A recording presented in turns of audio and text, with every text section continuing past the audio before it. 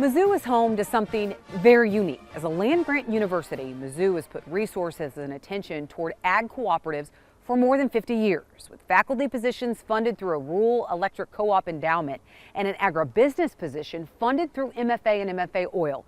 The university's focus on those co-ops has not wavered, as the goal now is to ensure that those co-ops stay ahead of what's become a very competitive field, not just in the U.S., but across the entire country. Travel across rural communities today, and one of the staples is still the local co-op. MFA is a grain marketing and farm supply co-op with headquarters in the state of Missouri.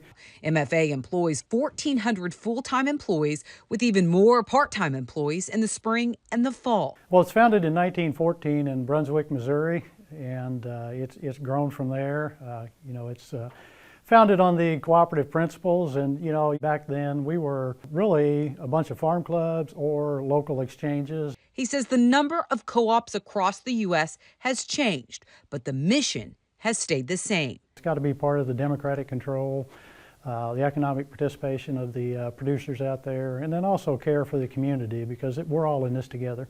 Not driven by stockholders, the co-op model is driven by its farmer members, a unique business model that requires a special focus. GICL is the Graduate Institute of Cooperative Leadership, but it is center here at Kaffner and at the University of Missouri that has existed for over 50 years. Carrie Jacobs is a professor in ag economics here at Mizzou, but also serves as the executive director of GICL. Originally emerged to provide executive level education on the cooperative business model to co-ops across the country. And today it still retains that purpose. It's to train our next generation of cooperative leaders. Each year, GICL hosts emerging leaders from co-ops across the country for 3.5 days of education and training to understand the key challenges co-ops face and how to overcome those challenges both today and tomorrow. One of the biggest challenges is, the question that I get is, can this model continue to be relevant? It was a model that arose from the late 1800s, early 1900s, and I think some view it as a model that has served its purpose and is no longer able to be viable. She says the answers to the questions of if the co-op model can move fast enough and make decisions quickly enough to remain competitive are a resounding yes. Not only relevant, I think it's the perfect model for the type of transition that our economy is in. Chuck Connor is the president and CEO of the National Council of Farmer Cooperatives, and he says they estimate 2/3 of farmers across the country today still belong to at least one farmer-owned cooperative.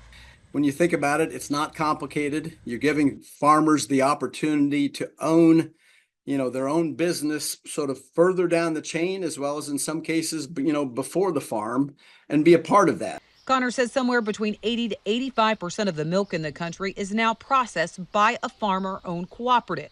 And when it comes to ag lending, the farm credit system is also a major co-op model serving farmers today. The cooperative business model really does enable farmers and businesses to think a little bit longer term than perhaps what many in our investor-owned community can think, where literally, they have to give an account and justify a particular investment next quarter.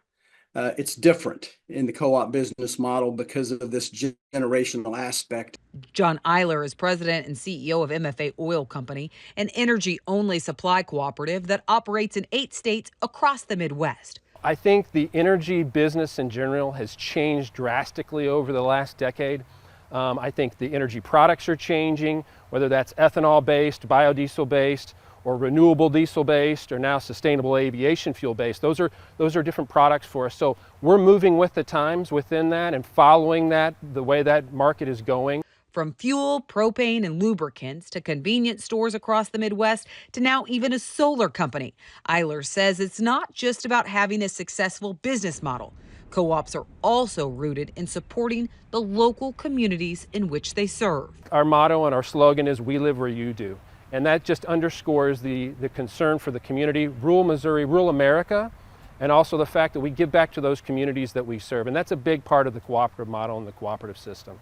One way MFA Oil helps reinvest in the infrastructure in those communities is with fueling stations that sometimes are in very remote areas, which means they provide fuel that's essential for school buses and first responders. Some of those resources in small communities are shrinking, but it's the cooperative model, and specifically with MFA Oil, it's our intention to continue to remain in those communities for which we serve.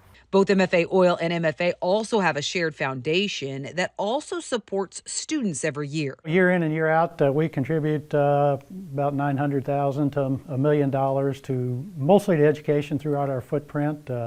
When you look at the high school seniors out there, we give close to 300 scholarships every year, $2,000 scholarships. It's the community investment and support that's vital to the health of rural America, as the co-op model is also designed to be the backbone for businesses and for ag. It's important to agriculture because we have co-ops from across this country whose primary mission is to serve agricultural producers and serve the rural communities they're in. Co-ops are actually founded on 7 principles. Community is one of those, and actually our small community of just 800 received a very generous community grant from our local MFA. It allowed us to bring back youth sports to our small town, and I can't tell you how much good that has done. The community piece of the co-ops is so key. When we come back, it's a glimpse of ag around the globe. That's next.